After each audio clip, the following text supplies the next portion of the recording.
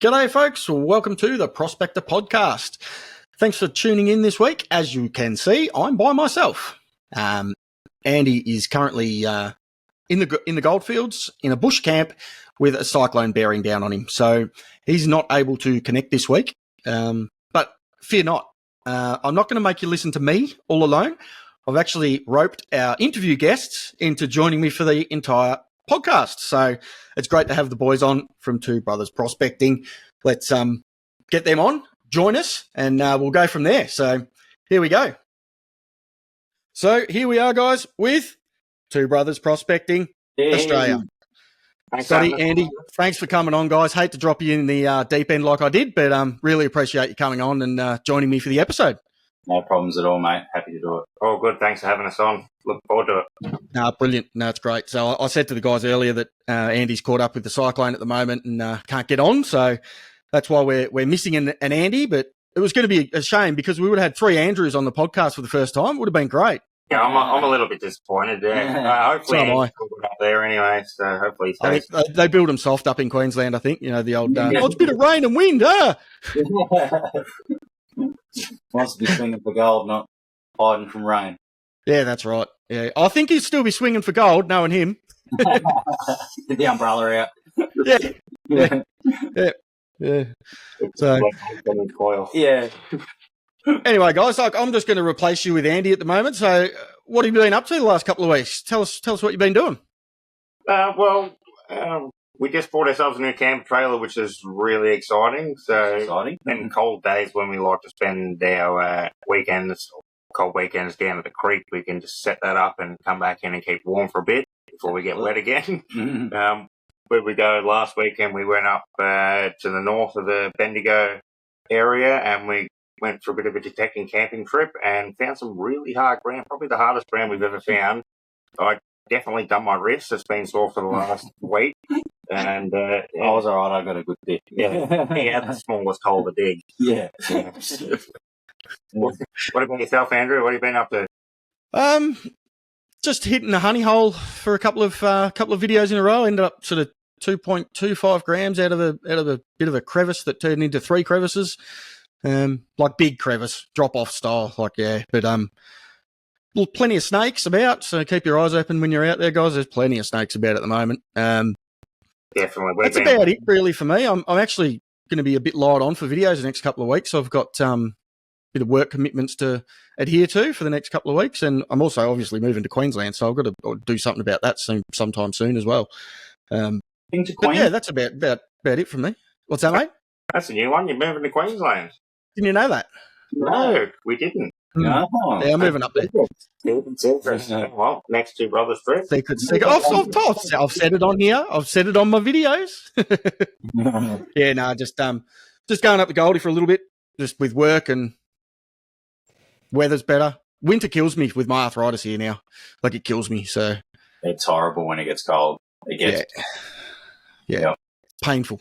And when you're a klutz like me and you fall over on the bedrock and smash yourself to pieces, doing that in winter hurts twice as much. That's a given when you work in bedrock. Yes. No chance of not doing that. Yeah, the stuff I was on the other day was just lethal. I went over twice.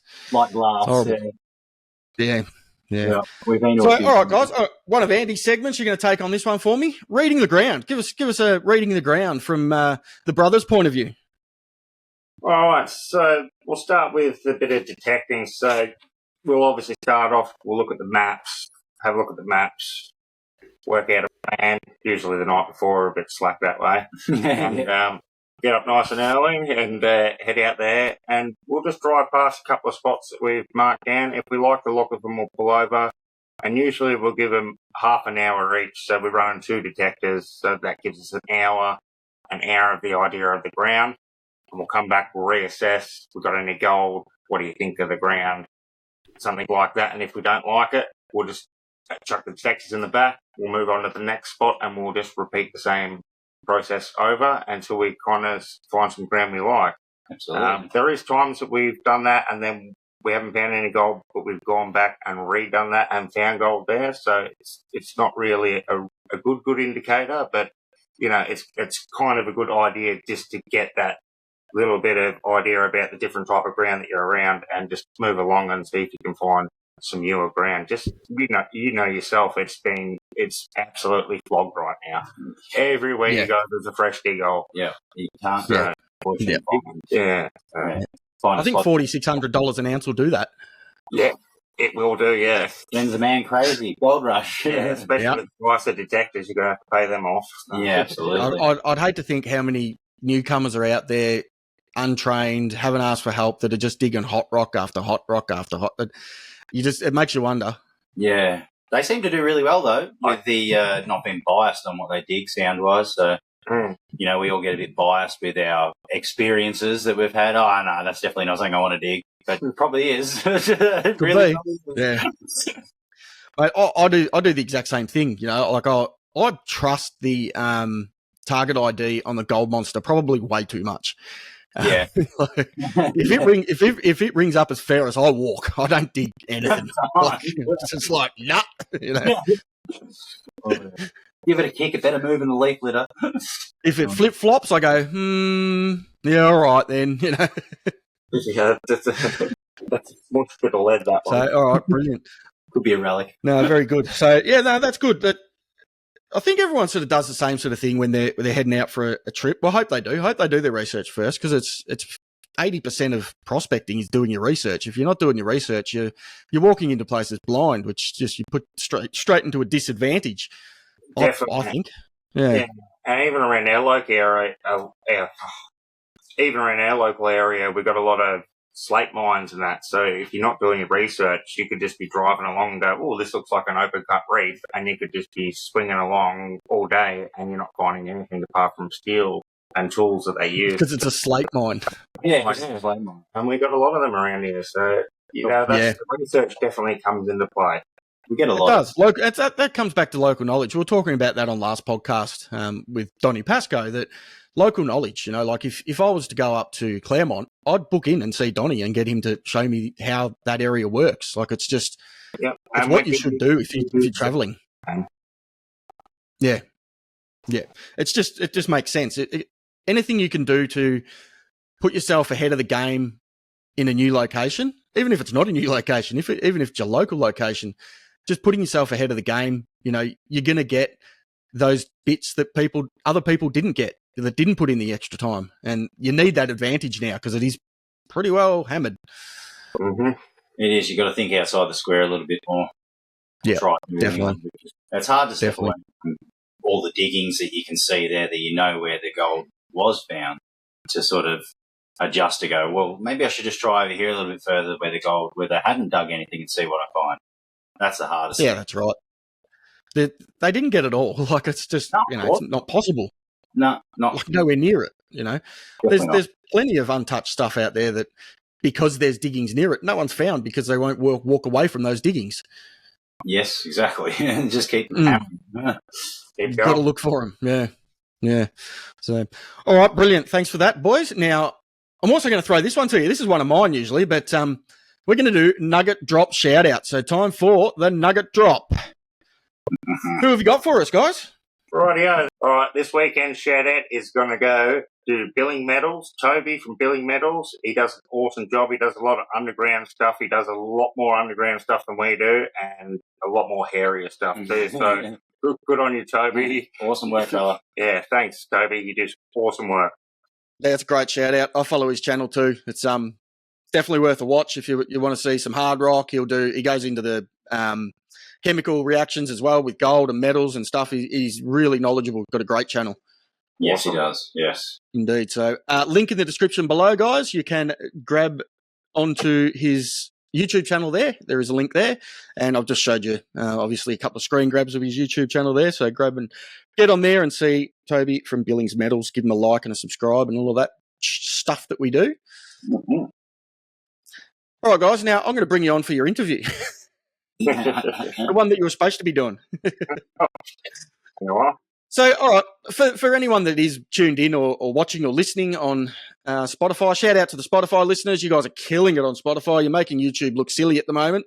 So keep hitting that play button over there, guys. You're absolutely killing it. So thanks to the Spotify crew. tell us about Two Brothers Prospecting. How long you've been doing it? When did you start? Have you always been doing it? Give us a rundown. Oh, that's a tough one.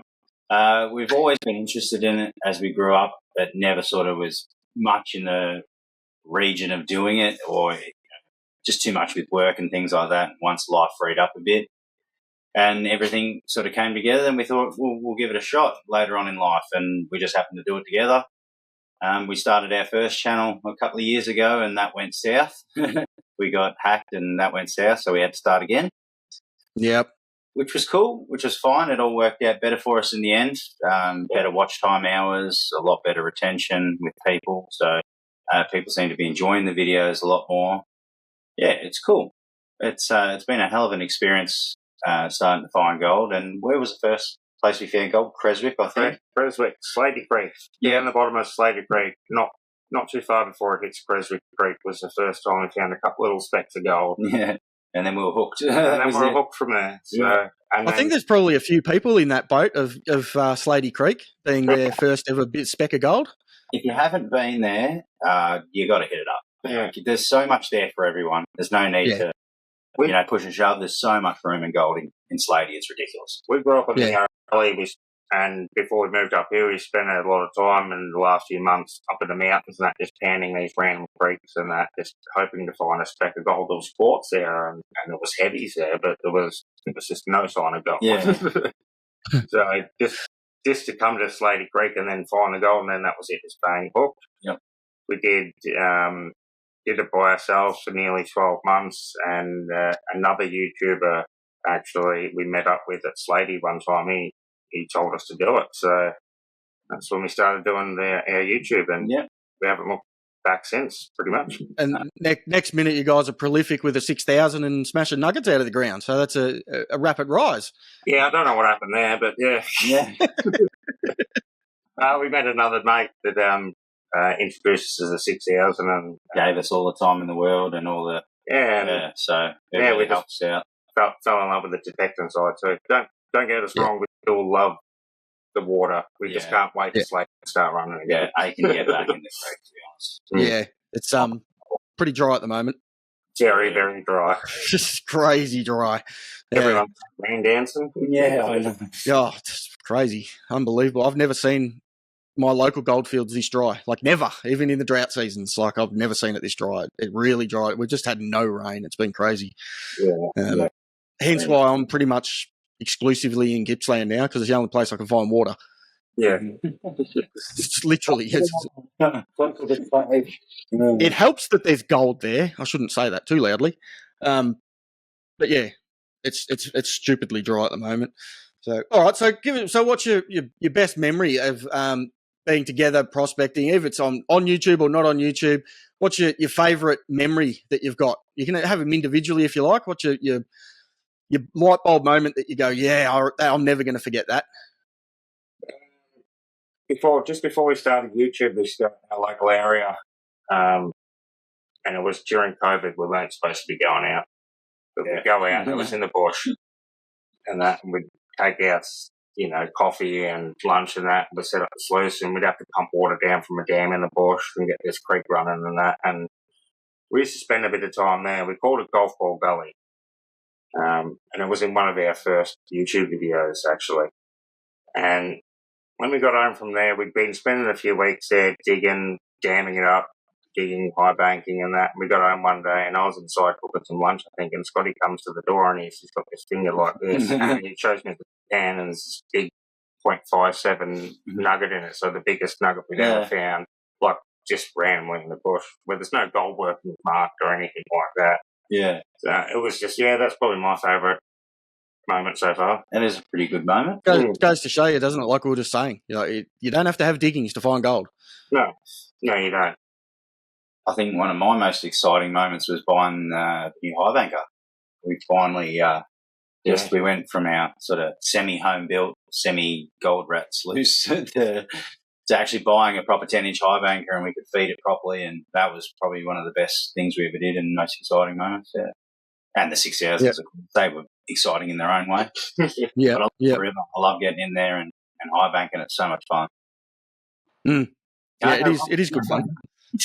It is good fun. I think mine's probably and it never got filmed, obviously. But when I first got my gold monster, the first bit of gold I found with the gold monster, I was pretty happy with that.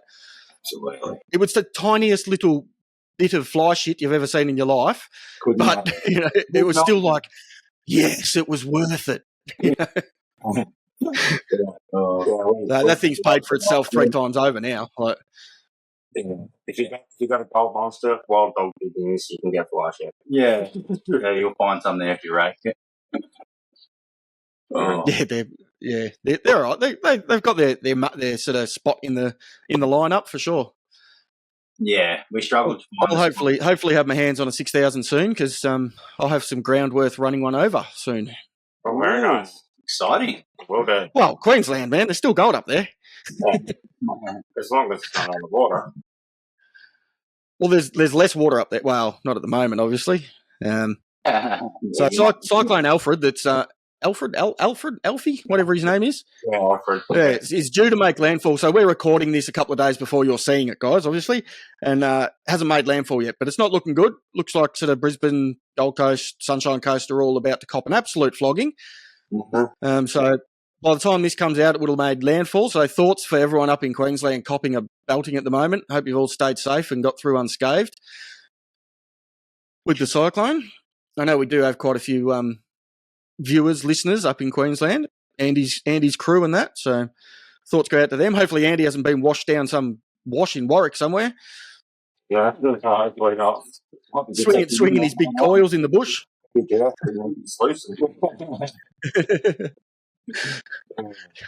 what I said to him. He's like, we're copping heaps of rain. I'm like, ooh, a couple of spots he'd taken me to when I was up there. I'm like, oh, that means that gully would have water in it.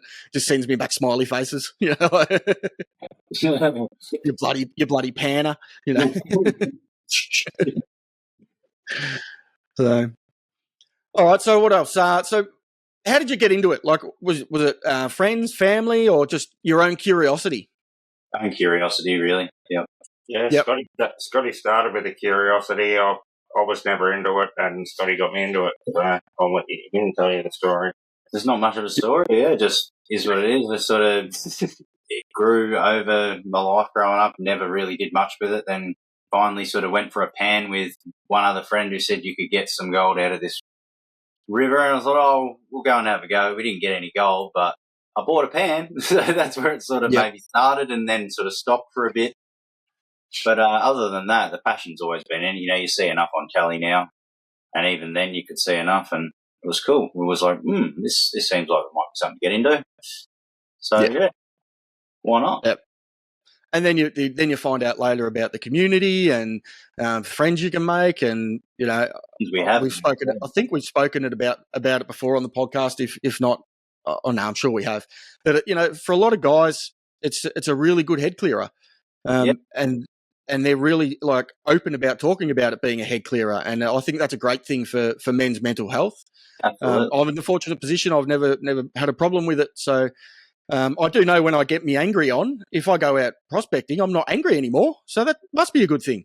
It's good. It's getting out of there, getting out into some free space. Yeah. Out in the bush, relaxing, listening to that annoying machinist going, wheel, wheel, wheel, wheel. You know, very relaxing. Yep. Turn that threshold down, mate. Turn that threshold down. Threshold 0. 0 threshold. It's amazing what a man will find pleasure in. I'll go fix that. I'll go swing over this ground and find some lead shot. Yeah, it's a community one to its own. I've been heavily involved in the fishing industry prior to coming on into prospecting, and that's a lot more. How can I be blunt about this and not swear? Just a bunch of bitches. Yeah. You know, they're just all bitches. Look, prospecting game has its own issues as well, but I find generally everyone's really accommodating and happy to help and share and be nice about it, and you know, it's great. Yeah, it's hard to walk past somebody who wouldn't be willing to tell you about his success and the way he's done it. So everybody's usually willing to, you know, give up the information, so to speak. Yeah. You should I think it also has a lot to do with we're all pretty like-minded people. Like most prospectors all sort of, have the same beliefs, in life and in general as well. So I think it's, you're meeting people that you understand. Yeah. Or be on a treasure hunt. Mm. Yeah, or just pirates. Yeah. And miners. Well, that sort of got a whole lot bit deep, I suppose, a bit deep and soppy, didn't it? We better get onto something more fun. What's your biggest gold find, guys? What's your biggest nugget? 3.1 grams. Very nice. On the detector? On the detector, a couple of Ks from where the welcome stranger was found. There you go. So they didn't find it all. No, they did not. No. Funny that. Maybe it's not keeps us all entertained, doesn't it? Yeah, there's plenty of gold still out there. It might not be big stuff. Definitely not as big as a 3.1, but there's plenty of fine gold out there to be found. I think there's still a lot of good gold out there to find too. And like we were saying before, it's just about going to new locations. If you put in the extra, footwork, the extra, what do we call it? Put in the extra time researching, and then put in the extra time walking. If you get to the point where you're buggered and you can't walk anymore, walk another kilometre and then start. Yeah. You're gonna be so much further ahead of everyone else. You're gonna be on ground that a lot less people have been on. That's what I found anyway. Whether it's true or not, but try and get yourself as remote as possible. Don't get lost out there, guys. We don't need helicopters looking for people. Make sure you mark them where your car is. Just the place up with the EMI too. Yeah. After my trip to the Bedrock last week, I seriously thought, do I need one of those satellite messagey things? And then I looked how much they were. I'm like, nah, I'll just walk to the car with a broken leg. It's fine. Elbow pads and knee pads, bro. You'll be fine. Yeah. I don't think they make them that round. If you can afford it, an EPIRB is the way to go. Mm-hmm. Definitely a way to go, especially if you're a couple of k's from your car and you get bitten by a snake, a tiger snake or a brown snake. You're not going to be able to walk back to your car and survive. You need to stay there. You're not. You're done. Yeah. So, look, I carry a snake bandage in my backpack. Everywhere I go, I've got a snake bandage.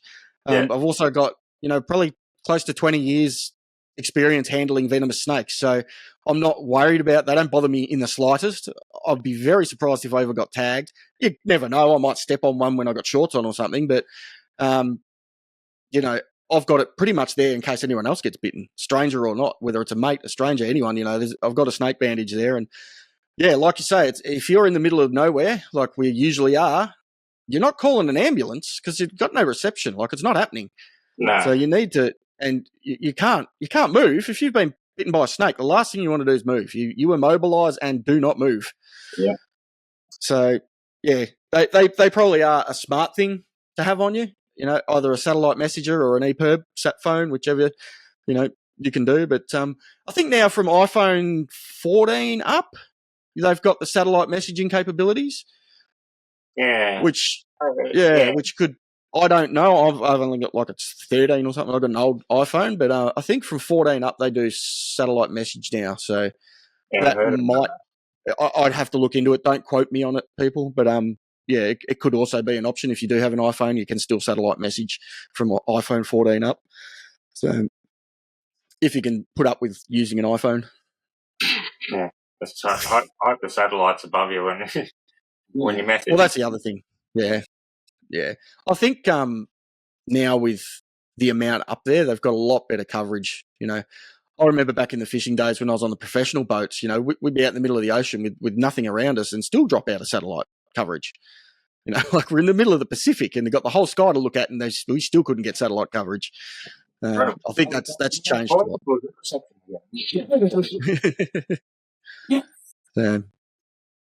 All right, so what else have we got? What else do we want to talk about?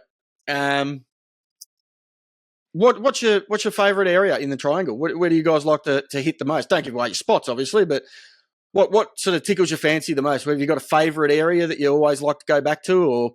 Well, obviously with the high banking, we like to go to Creswick. Yeah. Yep. As everyone would know by now. And as for everywhere else, it's really, it's good until it's not. We live on the side of the goldfields. We do spend a lot of time around our area, but then also we probably spend more time away from our area than we do actually in our own area, which is kind of stupid. It's what happens. Yeah. Well, I'm 15 minutes from Warrandyte. I couldn't tell you the last time I went prospecting in Warrandyte. Yeah. It's funny, isn't it? Yeah. But it's like it's always right there. With 10 minutes, we can just go down the road if we want to, and we've had some of our best finds in that close. So we actually just spotted 2 potholes out the end of our road the other day. The first time we've been up here for 3 years. 2 potholes on the other side of the road at the end of our road on the main highway. Crazy. Yep. I haven't had to swing over them yet, but don't worry, It'll happen. Yeah. I know someone else that I think you guys know as well that's got something similar 10 minutes from their backyard. I actually should give them a shout out because they are one of the sponsors of the podcast, and that is Matt's Crevice Tools. Make sure you check out mattscrevicetools.com.au. You guys obviously know Matt and support Matt, and he supports you, and you use his products. Absolutely. We do. Matt is an awesome bloke. He is. On the Matt's Crevice Tools, he does some awesome products, guys. Yeah. Thanks, Matty. Definitely does some awesome products and has a whole new range about to drop. Once some person builds his rest of his website for him. Oops. So now he needs to get some stuff across to me, but he's got a whole bunch of new stuff coming out. So keep an eye out for that. It will be up on the website very soon. So thanks to Matt's Crevice Tools supporting the podcast and my channel and your channel and everyone else that he supports. He's an absolute legend and makes the best Aussie-made stuff you will get your hands on. Thanks, Matty. Cheers, bro. Yeah. Yeah. But, got to pay the bills somehow, mate. Definitely. Got to do the sponsors. Yeah. And we're looking forward to the mini bucket classifier too for the bands. Yeah. That should be cool. Yeah, if I didn't have my background screen up, you'd be able to see one behind me. Oh, I know. I saw it yesterday. The one-hander. Hey, that looks cool. The one-hander. Yeah, that's for me old man back. The old man back, yeah. Yeah, so I can classify one-handed and put like rest on my other leg. Yeah. Because if I bend in the middle straight over, that's when I get stuck. I'm stuck there all day, just like a half man. So yeah, I can go one-handed. So yeah, that's why I got him to do that. He said he's happy to build them for people who want them, so they will be on the website as well. The one-hander. Yeah, awesome. Little mini one-hander for old man back people like me that haven't got the the flexibility and go in the bones that they used to. You can hook a bungee onto it too. What's that? You could hook a bungee onto it from your detector, so it's not as heavy. I could do a few things to it. I made the handle a bit thicker because it was like chops your hands a bit. So I put a bit of rope and tape on there and made that a bit thicker. But Matt said he can print some handles for anyone that wants them. So I said, no, it's all right. I can print them or make it myself. But no, it's an absolute ripper. So thanks for that, Matt. I do appreciate it. And the funny bugger gets on my channel the other day and says, put some water in your bucket. It'll work easy. I'm like, there was water in my bucket, mate. I'm not silly enough to fill the bucket to the brim because then I have to empty it, which means I have to lift it. Exactly. And then go back again. Yeah, there goes me back again. I'm still, like, when was I out? What's it today? So I was out Monday, so 2 days ago, and I'm still so sore from because I smashed it out. Like, I had to finish this spot just in case people recognise where it was, but I'd been there 3 times. Like, I had to finish it. I had to get it done. So I went really hard. I was there at 6:30 a.m. and didn't leave till nearly 4. And I was just classify pan. It's a 45-minute walk in, so I wasn't taking a high banker in there. And there's no water running, so I can't sluice it. So it was literally just classify pan, yabby pump pan. So yeah, it was tough. The 45-minute walk took me an hour at the end of the day to get home, I tell you. Yeah, and it's all big river, boulders, your big river boulders. So you're just climbing over them, just going, which one of these has got a snake behind them? Good area, though. It's nice. Always a little bit cooler down in Gippsland. Yeah. Always a couple of degrees cooler down there. So, yeah. All right, guys. Now I'm gonna do gold hotspot for the week. So feel free to jump in if you've got anything you want to add to this. I'm pretty sure no one's going to have known much about this one. This is a bit of a unique one. We usually do a single spot, but this week I'm doing an entire state. That's the state of South Australia. So the first recorded of gold in South Australia was in 1846 from the Victoria mine near. Now, pre-warning. I'm going to name a lot of towns and rivers and creeks and stuff that I've got no idea how to pronounce them because there's some interesting words coming up here. So apologies to any South Australians for me stuffing up the pronunciation of their towns, all right? Castamble is the first place, 18 kilometres northeast of Adelaide. The district was rich with specimens. It caused a great excitement for the mine, yet it failed to live up to expectations and produced less than 1 kilo of bullion. And so interest soon waned. The history of subsequent discoveries was characterised by a series of short periods of high gold production as large numbers of men rushed to quickly exhaust each new find. Gold in these rushes was significant. The population movements were just as significant within the state. Although not marked as mineral discoveries, like the Victorian gold rushes in the early 1850s, which drew large numbers of men from South Australia to Victoria.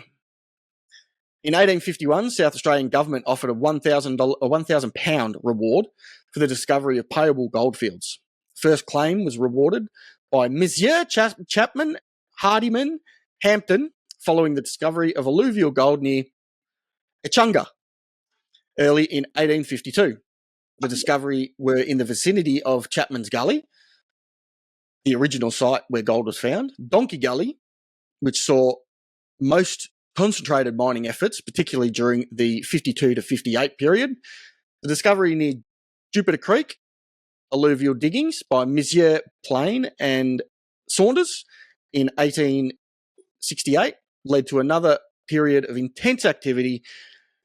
Estimated production of gold in the Echunga goldfield, state's most productive, was 6,000 kilos of gold. The Barossa goldfield was discovered late 1868. Then that produced the lead by Job Harris, found the alluvial gold in Spike Gully, south of Sandy Creek, produced about 3,100 kilos. So for somewhere that's produced so much gold, I'm surprised that it just gets so little publicity and such little interest. Yeah, that's like they're not bad numbers. Is a lot of it on private property? Yeah. Probably is now. I'll get to that in a minute. I'll keep reading. So obviously I'm reading this, I'm not ad-libbing this, guys. I actually copy and pasted most of it. Hint, I didn't. No copyright here.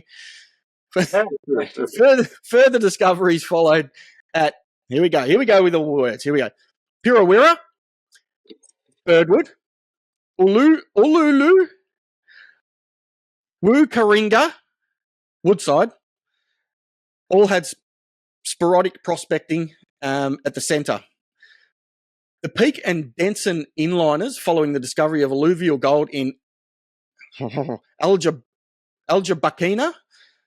on the Neil River in 1870, the discoveries of rich lead lode ores in New South Wales, Silverton, subsequently a massive high-grade Broken Hill ore body, led to the completion of the railway from Peterborough to Cockburn in 1887. It aided the efforts, of prospectors in the O'Lowry region that contributed to the discoveries at Manga Hill, Teupla,